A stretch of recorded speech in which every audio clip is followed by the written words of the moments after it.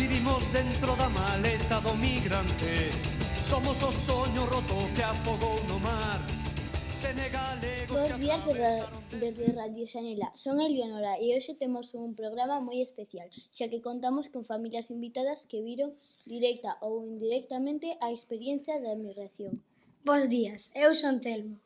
Como nos conta Elena, hoxe imos conversar sobre o traslado de familiares do noso centro dun lugar de residencia a outros. Os motivos das migracións poden variar e poden darse dentro do mesmo país ou a nivel internacional. En xeral, as razóns principais serán climáticas, económicas, políticas, sociais ou de seguridade. Pero tamén é importante entender que detrás de cada persoa que se despreza hai unha familia, unha historia e unha vida. A nosa terra, Galiza, foi terra de persoas que noutro momento tiveron que desprazarse a outros países e mesmo de España a outras comunidades autónomas. Pero hoxe a mobilidade é recíproca e Galiza tamén acolle a persoas de outros países na nosa querida terra. Un bo exemplo disto atopámolo nas escolas onde compañeiros e compañeiras de diferentes procedencias convivimos a diario, formando unha comunidade educativa diversa a nivel cultural e lingüístico. Sen máis demora, imos dar paso ás nosas convidadas e convidados. Familia dos nosos compañeiros e compañeiras que teñen moito que contarnos sobre a súa propia experiencia e as dos seus familiares, marcadas pola necesidade de deixar a súa terra de orixe. Todos comparten algo, elixeron países de América do Sur para establecerse. Eles son Marina, Ubaldo, Eva, Henry, Miguel, Paulo e Roberto. Para comezar, gustaríanos que nos contedes se a historia que ides compartir é unha vivencia personal ou a experiencia de algún familiar e do país onde emigraron. Comezamos con Marina. Ola, Hola. eu son Marina e eu venho contar a miña historia, porque eu emigrei 2 veces. A primeira vez de São Paulo, en Brasil, para Portugal, e a segunda de Portugal a Galicia. Eu son Eva e veño contar a historia da bisaboa de Martiño de Olivia que emigrou a Brasil. Vengo a contar la historia de los abuelos de Elena, que nosotros emigramos de Ecuador hace ya 33 años. Hola, yo soy Miguel, los abuelos de Arta y Aldara, y vengo a contar mi historia que emigré a Venezuela. Eu son Paulo e veño falar da miña madriña, tía boa dicía, que marchou a México. Ola, bos días, eu son Roberto e veño a falar do meu pai, que é o avó de Emma que emigrou a Cuba, a Santiago de Cuba. Ola, bos días, eu son Ubaldo e veño a falar do meu avó, do bisavó de Telmo e Mauro, que emigrou tamén nos anos 50 a Venezuela.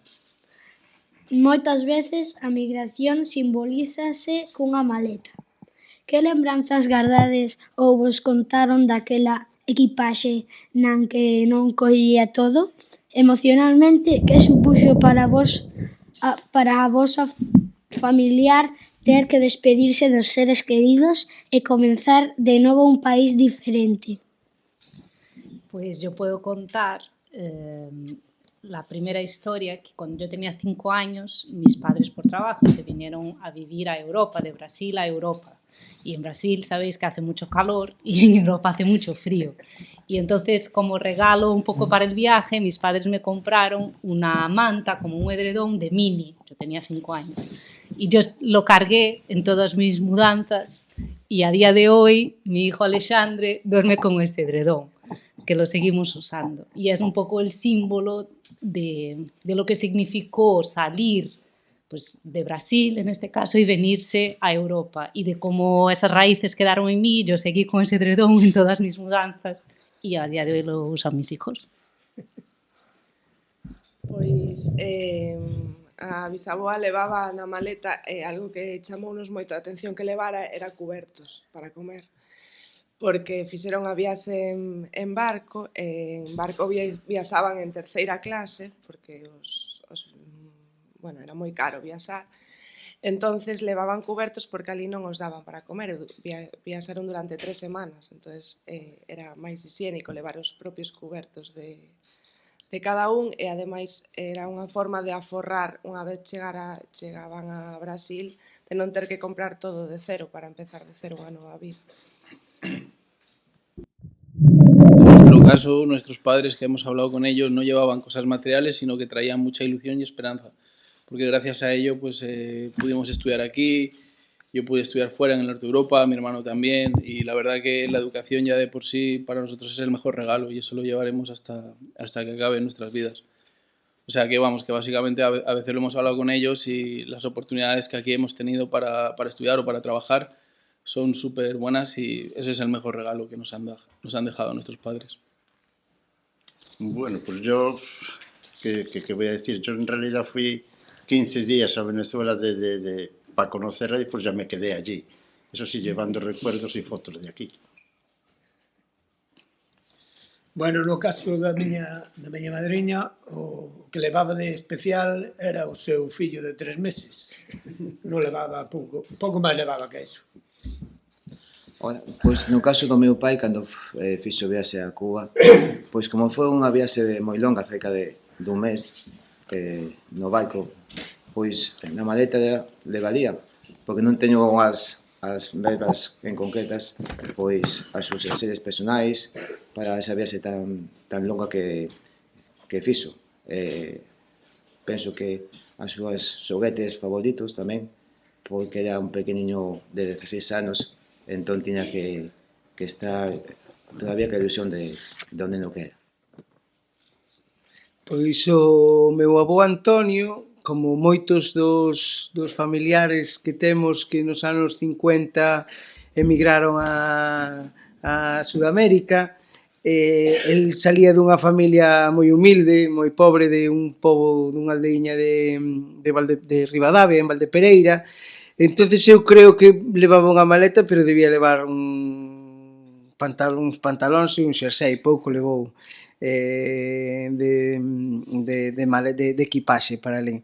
E de feito, polo que conta a miña nai, que el nunca volveu unha vez cando a miña nai xa tiña 20 anos e el marchou cando a miña nai tiña 4, tampouco debeu facer moita riqueza porque cando enviaba algunha caixa ou algo eran todo cousas recicladas, remendos, mandaba unha caixa de agasallos, pero eran unha boneca usada ou cousas que atopara por ali. Entón non creo que o aspecto material fose importante neste caso. Que podes contarnos sobre a viaxe, o medio de transporte empregado, canto durou, algunha anécdota? Pues yo viajé en avión y es curioso pensar que el avión después forma parte un poco de mi historia, porque en el avión vivimos de aquí para allá siempre, mis padres al final se volvieron a Brasil, yo me quedé aquí y el avión es un poco parte de la historia de mi familia, estamos siempre todos yendo y viniendo para estar siempre juntos y mis hijos también viajan desde que tienen poquitos meses y para ellos el avión pues ya es parte de la rutina un poco, porque la familia está allí, nosotros estamos aquí y andamos siempre de un lado para el otro. Pois ela viaxou dende Vigo ata Brasil en barco. Sempre conta que a viaxe foi moi longa, durou unhas 3 semanas e ademais, bueno, pois estaban hacinados, apenas tiñan para comer, coñeceron moita xente xa no barco, porque claro, eran moitas horas sen facer nada no barco, entonces falaban uns con outros, xa iban facendo contactos eso. Los abuelos de Elena vinieron en el año 93 y viajaron en avión, que dura 10 horas más o menos, desde Ecuador. El viaje fue, me parece que directo, y si no, suelen hacer una escala en Colombia, que sale desde Bogotá. Y básicamente, pues eso, ahora en tiempos modernos, más o menos desde el 90 para arriba, yo creo que el medio de transporte era el avión.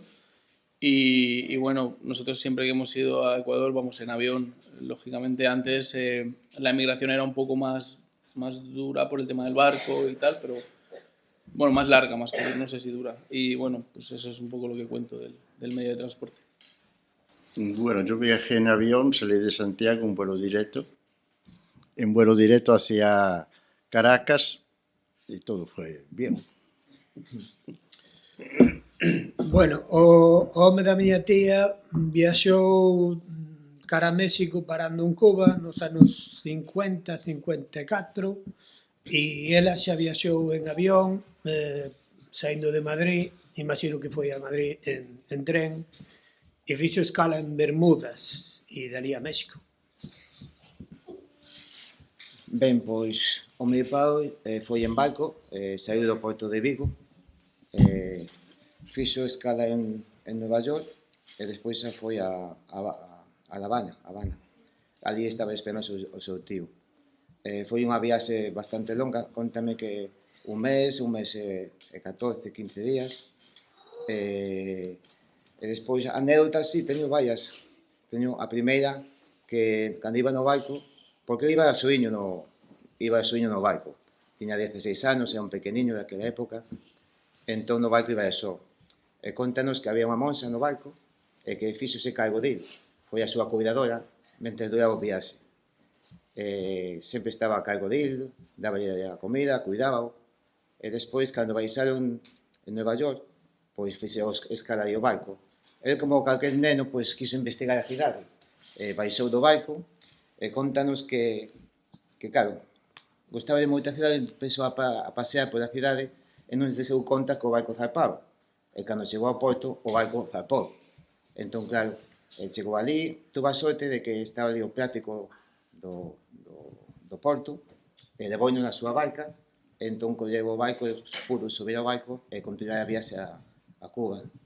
É unha cousa moi simpática, o que fan os pequenos, cando estás en un sitio desconocido, queres coñecelo, e o tempo pasa rapidamente.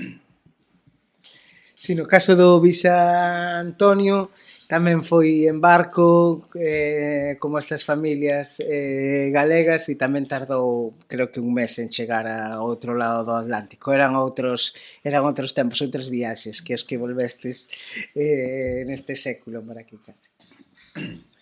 E cando por fin chegaches ao destino, como foron eses primeiros días? Como foi o día a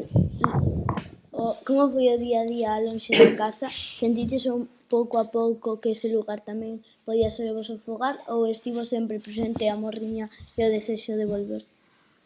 Pues en mi caso, cuando yo llegué a España hace ya 17 años, no hablaba español, pero pensé, bueno, porque yo vengo de familia de inmigrantes también, mis abuelos son italianos, y yo pensé, bueno, yo hablo italiano, hablo portugués, malo será, como se dice aquí, y llegué un poco aquí sin conocer a nadie ni hablar el idioma, y pensé que estaría un tiempo, y al final aquí estoy, acabé casándome, teniendo hijos, y sobre la morriña de volver, yo lo que le digo a los niños, y lo que pienso realmente, es que al final tu casa es donde tú quieras. O sea, yo siento que mi casa es Brasil, siento que mi casa es Portugal donde crecí, siento que mi casa es Galicia también, que no hace falta tener solo un hogar o una ciudad de referencia, puedes tener varias. Pois para ela os primeiros días, supoño que como para todos, cando deixas a túa familia, pois son difíciles, e sobre todo porque ela marchouse en contra da voluntade dos sogros. Entón, os sogros non lles falaban cando se foron, entón supoño que eso levas unha carga, unha encima emocional, aparte da que xa supón esa viaxe. Entón, foi difícil. E logo, cando chegaron ali, pouco a pouco, pois foron encontrando traballo, foron cambiando de traballos para mellor. Eso, que foi a despedida foi máis triste porque aún encima íbanse enfadados. En este aspecto de la pregunta voy a hablar de mi experiencia personal. Yo cuando llegué y me impresionó mucho ver la M30 porque llegué a Madrid y vi esas carreteras tan grandes, me acuerdo que era muy niño, tenía 6 años y dije, wow, o sea, esto es increíble, ¿sabes? Y bueno, pues luego en el colegio ahí siempre me trataron bien, tuve pues eso, profesores muy buenos. Cuando yo llegué pues había muy poquita población inmigrante, había un chico de Chile y yo, y un chico dominicano, y éramos los tres y la verdad que siempre nos sentimos muy acogidos y muy integrados. Lo que más he hecho en falta para mí es criarme con mis abuelos, que es una cosa que sí que he echado en falta de que al final mis abuelos han fallecido ya y no he tenido ese momento que he tenido con ellos. Y bueno, pues al final es un poquillo lo que más he hecho en falta de mi experiencia cuando ya estuve aquí. Bueno, el viaje fue ideal y al llegar allí pues me quedé un poquito asombrado de cómo era Caracas, ¿no? Me adapté perfectamente porque era una ciudad bella. Lo que más me llamó la atención fue la limpieza del metro, que hoy me imagino que no será. Y me fui adaptando poco a poco, pero bueno, siempre como riña de Galicia. Me valía mucho ir a la Hermandad Gallega, pues donde había muchos gallegos, portugueses, y se hacían todos los festejos que se hacen aquí, se celebraban allí. Así. Bueno, eu non sei moi ben como foi cando chegou a miña tía a México, sei que chegou ao aeroporto e que non tiña moi claro que a fora a recoller o seu marido, de feito non foi, porque estaba traballando, e mandou a buscar a algún familiar que eu creo que ni se conocían. E ela, pois eso, levaba o seu fillo en brazos, cando menos debía estar asustada. Pero despois debía ter morriña porque nos anos 70 veu de volta cos fillos, inda que o seu home tardou como 10 anos en volver ou algo así. O sea, unha experiencia un tanto extraña. E falando con as miñas primas, o que me din que a comunicación co seu pai era vía telefónica, non era como agora, que pode chamar a cada pouco, as comunicacións eran difíciles, e sobre todo era por carta, o cual o desarraigo debía ser un tanto doloroso. Ben, pois no caso do meu pai foi unha decisión familiar. Naqueles tempos a economía non era moi boa, entón tuveron a decisión de que alguén da familia tiña que marcharse a Cuba, que é onde estaba o seu tío traballando. Entón, entre todos, decidiron que meu pai tiña que ir. Meu pai aceptou de bon grado ir, entón marchou para Cuba, como dixen antes. Ali, na Habana, estaba o seu tío esperando. Entón, imaginade que é un pequeno de 16 anos, naqueles tempos non había como agora a televisión, non sabía a onde iba, non coñecía o país, era a primeira vez que iba en barco, era a primeira vez que vía o mar, neste caso. Entón, todo eso foi como unha aventura para él en descubrir un mundo novo para él. Entón, el contamos que cando estuvo ali co seu tío traballaban nunha óptica ali en Santiago de Cuba. Entón, fálanos de que Cuba gustalle moito a súa comida, gustalle moito o clima que había allí, gustalle moito a música que escoitaba ali nos teatros. Conoceu grandes artistas internacionais que agora os conoces todos vos, como foi Celia Cruz, por exemplo, Pérez Prado, escoitónos en directo, bailaba as músicas. El estaba moi contento de estar en Cuba, disfrutou moito de Cuba e sempre tivo moito amor por Cuba e transmitinos a nós que foi un país que para el foi moi importante na súa vida. Que guai. No caso de Antonio, el marchou deixando a súa muller, a miña abuela, Chuca, e a súa filla, que tiña 4 anos. Entón, eu creo que el na súa intención era facer que a súa familia acabase indo con el a Venezuela. Foron pasando os tempos, foron pasando os anos, el iba mandando cartas moi de vez en cuando, e esas caixas con bonecas vellas e recordos un tanto estranos que miña nai non acababa de comprender de todo, pero miña abuela, la Chuca, nunca quiso ir a Venezuela.